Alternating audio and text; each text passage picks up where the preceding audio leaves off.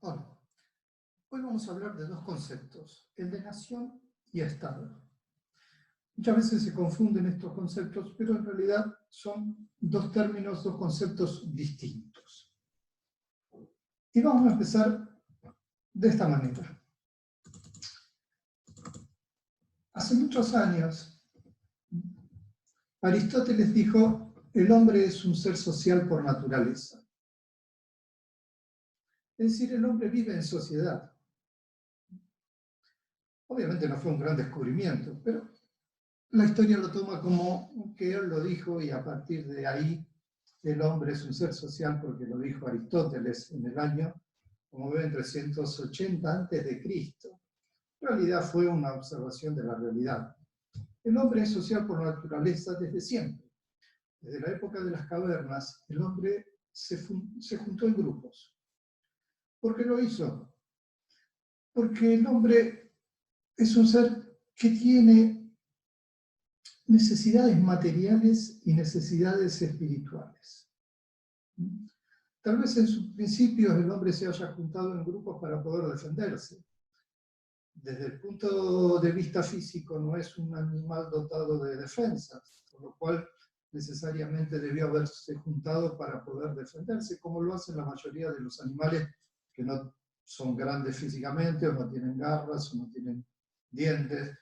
El hombre físicamente es un ser, un animal débil, con lo cual seguramente se juntó por una cuestión de supervivencia. Pero la realidad es que el hombre, a diferencia de los animales, tenemos estas necesidades espirituales. El hombre, el ser humano, tiene, aparte de necesidades materiales, necesidades espirituales, el afecto, el cariño, el estar con otro, el sentirnos acompañados. Y hoy esas necesidades las vamos tratando de cubrir y en la medida que logramos satisfacer nuestras necesidades materiales y espirituales, logramos vivir felices, vivir bien, vivir dignamente. ¿Qué es lo que toda sociedad busca? Desde el momento que nacemos en el entorno de un grupo social, que es la familia. ¿Qué nos une a nuestra familia? Lazos afectivos. Luego, cuando empezamos a desarrollarnos, a crecer, empezamos a conformar otros grupos. Nos unimos con los grupos de amigos del colegio, los del barrio. A veces nos unimos con otros grupos o formamos parte de otros grupos para ganar dinero. Formamos una empresa, vamos a un trabajo. Formamos distintos grupos y nosotros, si miramos a nuestro alrededor, vemos que formamos parte de muchísimos grupos. Tengo mi grupo de la escuela, mi grupo del trabajo, mi grupo del WhatsApp, mi grupo del Zoom, mi grupo religioso, mi grupo deportivo. Con lo cual, evidentemente, el hombre es un ser social. ¿Y para qué forman estos grupos? ¿Para qué se asocian? ¿Para qué se juntan? Por las mismas razones que lo hizo desde el surgimiento del ser humano, para satisfacer sus necesidades espirituales y materiales. Por esa razón, conformamos y hacemos organizaciones sociales todo el tiempo, y van cambiando. Y esas organizaciones sociales, obviamente, se rigen en base a normas, a reglas, porque necesitamos convivir en este grupo social de forma organizada, ya sea para vivir en paz o sea para lograr algún objetivo que tengamos. Entonces, si yo voy a un club, tengo que seguir las normas del club, aunque sea un club deportivo. Pero tengo que cumplir estas reglas ¿para qué? Para lograr el objetivo de ganar el campeonato, para lograr el objetivo que convivamos todos los miembros de este club. En la medida que el ser humano se lleva mejor con el otro, es la base fundamental para poder hacer algo juntos. Y entonces, en base a eso, creamos normas. De hecho, nosotros cuando nacemos ya nos encontramos con un montón de grupos sociales, con normas creadas. Y nos vamos vamos formando parte de estos grupos con sus normas. ¿Podemos cambiar las normas de esos grupos? Sí, totalmente. En la medida de que cambian los afectos, cambian los principios, cambian los valores y empiezan a cambiar las normas. Estas normas, hoy conocemos ya hablamos de las normas morales y las normas positivas. Es decir, el gran problema de los grupos sociales es el número. Cuando el ser humano se agrupaba en pequeños grupos sociales, las normas se transmitían de boca a boca. Era fácil cumplirlas, era fácil saberlas porque era reducido el número de personas. El problema fue cuando estos grupos sociales fueron creciendo en número y las tribus se hicieron más grandes y pasaron a formar pueblos y de pueblos en ciudades. Y ahí empezó el gran tema de la convivencia social. Tuvimos que mejorar las normas, hacerlas conocer. Gracias a Dios el hombre aprendió a escribir. Y desde el momento que aprendió a escribir, estas normas las pasamos a papel, las dejamos escritas, y todos sabemos cómo tenemos que organizarnos, cómo tenemos que movernos respetando estas reglas, porque las reglas están escritas y vamos a buscarlas donde están escritas. ¿Se pueden cambiar las normas escritas? Obviamente que se pueden cambiar. Se cambian, en principio, luego de una valorización distinta a la que había en esa norma.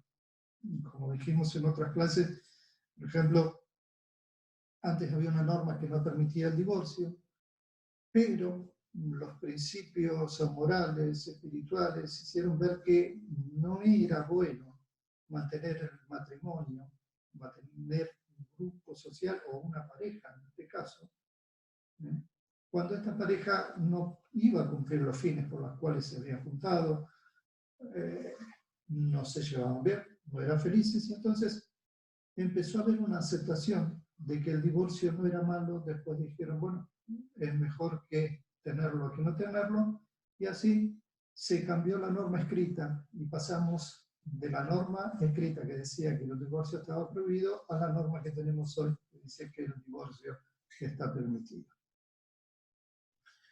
La realidad también nos marca que estos grupos sociales se han ido agrandando y se han creado un montón de grupos sociales. Algunos grupos sociales, por ejemplo, se han creado con la idea de perdurar en el tiempo, ya sea por sus objetivos. Hay algunos objetivos que el ser humano considera que son buenos, y entonces dice, para lograr este objetivo tenemos que formar un grupo que sostenga este objetivo, y como este objetivo es bueno, lo tenemos que mantener en el tiempo. A esos grupos, asociaciones que el ser humano forma con la idea de que perduren en el tiempo, se los llama instituciones. Entonces nosotros podemos escuchar hablar de el colegio es una institución, los bomberos son una institución, las escuelas son instituciones, la familia es una institución. Es decir, son grupos sociales que nosotros queremos mantenerlos porque consideramos que sus objetivos no pueden quedar reducidos a un periodo limitado de tiempo, sino que se deben extender en el tiempo y pasar de generación en generación. Entonces, ¿qué es una escuela? Por ejemplo, es un grupo social. La función de ese grupo social es educar. Y como la educación lo consideramos algo bueno y fundamental en toda sociedad, la escuela es una institución. La llamamos escuela, la llamamos colegio. Colegio que deriva la palabra de coligar, estar juntos, ligar. Entonces, lo llamamos colegio a esas instituciones que tienen por fin educar. Ahora, hay muchas instituciones en la sociedad. Hay instituciones que son pequeñas, organizaciones sociales que son pequeñas, y organizaciones sociales que son muy grandes en número. ¿Y qué es lo que caracteriza a una organización social? Que comparten los valores, comparten los principios, comparten las normas. Un colegio es de una determinada manera, otro colegio es de otro, aunque todos en definitiva pertenezcan a la institución educativa. Pero de esto, así como tenemos esas organizaciones educativas, tenemos organizaciones deportivas, organizaciones políticas, organizaciones religiosas. ¿Cuál es la organización social más grande que nosotros conocemos? Podemos decir que la organización más grande que nosotros conocemos es nuestro país. ¿Qué es un país sino una organización social grande?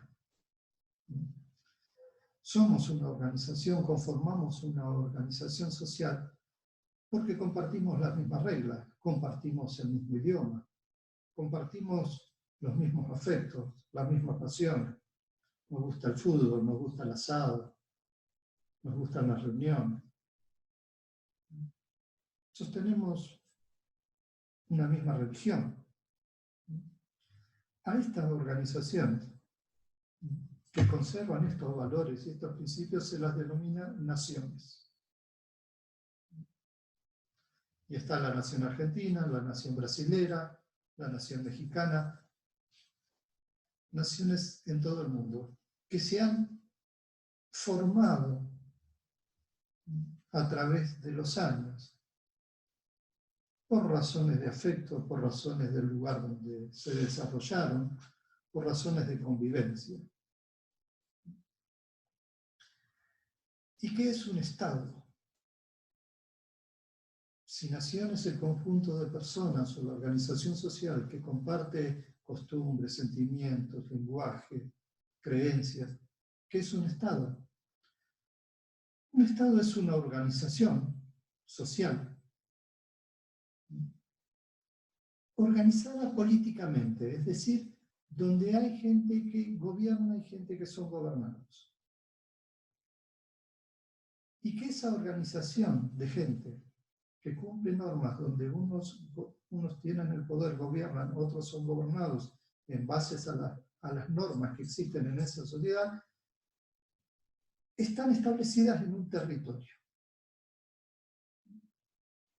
Entonces, si yo tengo una organización social con normas, con gente que gobierna, con gente que es gobernada, que tienen una organización normativa, una organización jurídica, y están establecidas en un territorio, decimos que conforman un Estado. En conclusión, ¿la Argentina es una nación? Sí, es una nación porque los argentinos tenemos una entidad propia. Nos consideramos argentinos. Estemos en la Argentina o estemos afuera, porque el argentino, esté en la Argentina o esté viviendo en otro país, sigue conservando su pasión por el fútbol, por el asado, el idioma. Se siente parte de esta organización social a la que llamamos Argentina. Entonces somos una nación. ¿Somos un Estado la Argentina? También somos un Estado, porque somos una organización social con argentinos y no argentinos, que estamos organizados políticamente con gente que tiene poder, que tiene autoridad, con normas, y tenemos un territorio. En el Estado no necesariamente tienen que ser todos nacionales de la misma nación. En Argentina, por ejemplo, es un Estado donde estamos los argentinos, pero también están los bolivianos que recién llegaron, los paraguayos, los uruguayos, todos. En el mundo existen naciones, cada nación tiene hoy en día su territorio. Excepcionalmente, por ejemplo, tenemos los gitanos. Los gitanos son una nación, Ellos tienen creencias, principios, valores, afectos, pero no tienen territorio. Ellos viven en distintos países del mundo, pero no tienen un territorio, un país que se llame Gitania. Tal vez hoy podemos hablar, qué sé yo, los esquimales también, un grupo de personas, un grupo social que no tienen un territorio. Ellos tienen costumbres, idioma, viven de determinada manera, pero no tienen un territorio. Esto de la idea del grupo social y el territorio, en realidad podríamos decir que es una visión europea del mundo. Nosotros acá tenemos en este mapa el mundo, y como lo vemos, a todo el mundo lo vemos dividido, limitado, en un montón de países. Estos países son todos estados, y todas estas organizaciones sociales y políticas se han apoderado de un territorio. ¿El Estado ha suprimido el concepto de nación? No. Nosotros tenemos, por ejemplo, estos países que vemos acá, estados que son Croacia, Bosnia, Serbia, Montenegro, Kosovo. Hace muy pocos años conformaban el estado de Yugoslavia. Y eran un solo estado. Pero si bien era un solo estado, los croatas seguían sintiéndose croatas, los bosnios seguían sintiéndose bosnios, los serbios seguían considerando ser serbios, y esto, el Estado único de Yugoslavia no se pudo sostener. Cuando cayó la Unión Soviética, también cayó el Estado de Yugoslavia. Y cada nacionalidad volvió a recuperar su identidad propia y a conformar lo que hoy son todos estados independientes, y desapareció el Estado de Yugoslavia. Por eso muchas veces hablar de un Estado, hablar de una nación, vemos que no son conceptos iguales, no es lo mismo. Y que nosotros podemos formar distintos estados, los que quieramos, ponemos un límite, un alambrado. Ahora, esto muchas veces tiene que ir acompañado con un nacionalismo, un sentimiento propio. Si no, el Estado conformado, sin existir algo en común que una ese grupo social, termina desmembrándose. Y les decía que el Estado es un concepto, digamos, a mi parecer, europeizante, es de Europa. Ellos siempre han dividido el territorio y han marcado sus límites y han formado reinos y han formado estados. Fíjense ustedes que en América, los americanos originarios de América no tenían el mismo concepto de la territorialidad. Mientras el europeo y hoy todos nosotros admitimos que nosotros somos propietarios, los dueños, nos adueñamos de la tierra y le ponemos un límite, los antiguos aborígenes americanos decían al revés, que la tierra nos contiene a nosotros. Entonces nosotros teníamos que los incas estaban en la región del Perú, los aztecas en la región mexicana, acá en Argentina teníamos los tehuelches, los mapuches, los araucanos. Ahora, ¿dónde terminaba el territorio de los tehuelches y dónde empezaba el de los mapuches? No había un límite, era algo indefinido. En realidad los mapuches eran mapuches porque tenían costumbres mapuches, cultura mapuche, y el tehuelche era tehuelche porque tenía costumbres tehuelches, identidad tehuelche.